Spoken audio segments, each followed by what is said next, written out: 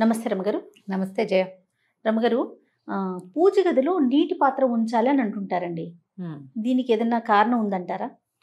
పూజ గది ఉన్నవాళ్ళు తాకట్టులో ఉన్న బంగారాన్ని విడిపించి ఆ రోజు ఆన్లైన్ రేటుకే మేము కొంటాం. Sharma gold company. ఎంతమందికి ఉంటాయి పూజ గదులు? అవును కదా.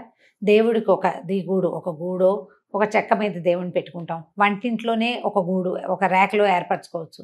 హాల్లో ఏదో ఒక పక్కన పెట్టుకుంటాం. ఇంట్లో రాగానే ఒక పక్కన పెడతాం. దేవుడి గది అంటూ ప్రత్యేకంగా ఉంటే విధానం వేరేగా ఉంటుంది. అవును. సాధారణంగా మనం దేవతార్చన అనగానే ఏం చేస్తాము? దీపారాధన చేసుకుంటాం.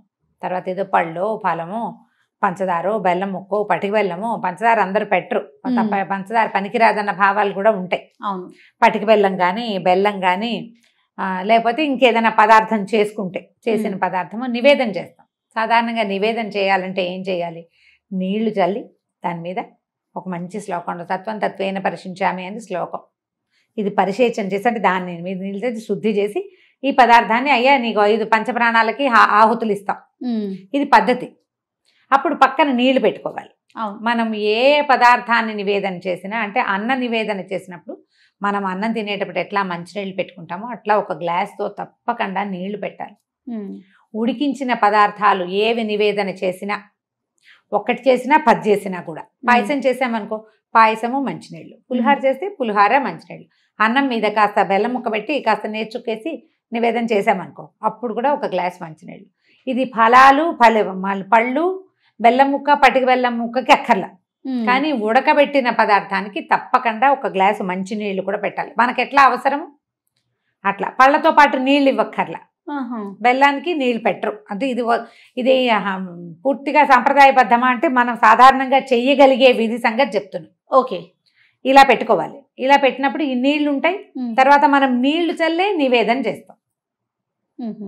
నీళ్లు చల్లకుండా పళ్ళని ఊరికే పెట్టి తీసుకో అని చెప్పరు.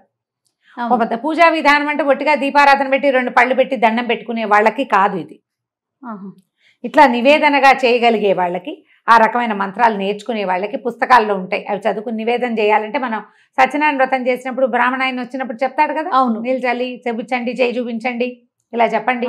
మనకు మంత్రం చెప్పకపోయినా ఆయన మంత్రం చెప్తాడు, మనతో క్రియ చేయిస్తాడు. అవును కదా. అది అలవాటు చేసుకుంటే ఇలా చేసినప్పుడు మనం నీళ్లు పట్టుకెళ్తాం కదా నివేదన చేయటానికి పోనీలుగా, ఆ నీటిని అక్కడే ఉంచవచ్చు. నీళ్లు జీవనాధారం.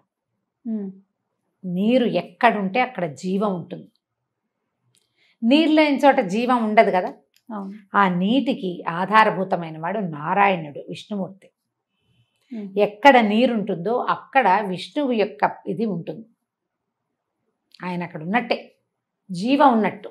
మన కథ నడుస్తుంది కదా. నీరు లేకపోతే ఏముంది?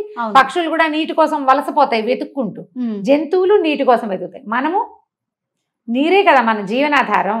గాలి ఎంత అవసరమో నీరు కూడా అంతే అవసరం. నీటిలో ఉండేది గాలే కొంత. అవును అవును కదా.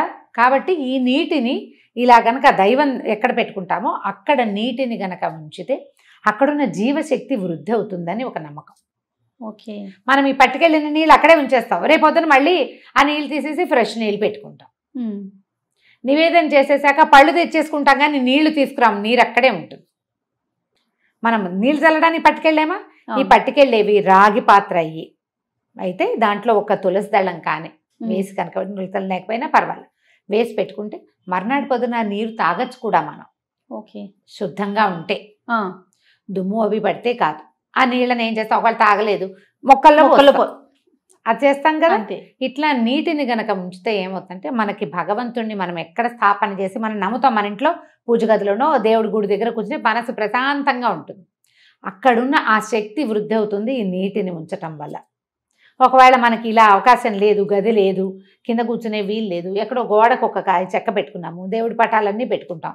తెల్లవారుగానే ఏదో 2 పువ్వులు పెట్టుకుని కాస్త దీపం పెట్టుకుని అగరత్తులు వెలిగించు దండం పెట్టుకుంటాం.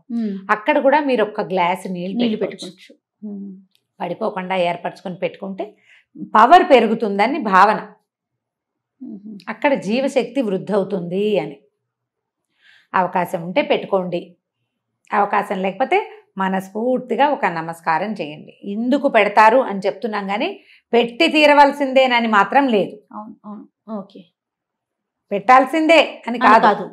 పెట్టుకుంటే మంచిది, మీకు కుదిరితే పెట్టుకోవచ్చు. మీ ఇంట్లో అలవాటు కూడా ఉంటే. లేనిపోని అలవాట్లు చాదస్తాలకి దిగద్దు, కాంప్లికేటెడ్గా చేసుకోకండి లైఫ్ని. అక్కడ అవకాశం లేదు, నీళ్ళు పెట్టకపోతే పంప మునిగిపోతుంది అలా అనుకోదు, అలాంటి భావాల్లోకి వెళ్ళద్దు. నేను ఏ పాయింట్ చెప్పినా మిమ్మల్ని చాదస్తాల వైపు, పాత పద్ధతుల వైపు తప్పకుండా అది చేసి తీరాలనే భావాల్లోకి తీసుకెళ్ళటం లేదు. ఆ ప్రయత్నం చెయ్యను నేను. మీకు అవకాశం ఉంటే చేసుకోమంటారు, చేయండి. ఆసక్తి ఉంటే, ఒకవేళ మీరు పెట్టదలుచుకున్నారు, మీకు అవకాశం ఉంది, ఇంట్లో పెద్దవాళ్ళు వద్దన్నారు అనుకోండి, అప్పుడు పెట్టద్దు. మన ఇంట్లో అలవాట్లేదు, ఇప్పుడు నీళ్ళు పెడితే ఏవేవో వస్తాయి, ఏం అవదు, మంచే. కానీ వాళ్ళు వద్దు అంటున్నప్పుడు వద్దంటున్నప్పుడు చెయ్యొద్దు. దాని బదులు ఇంకొకటి చేయొచ్చు, చెప్తాను.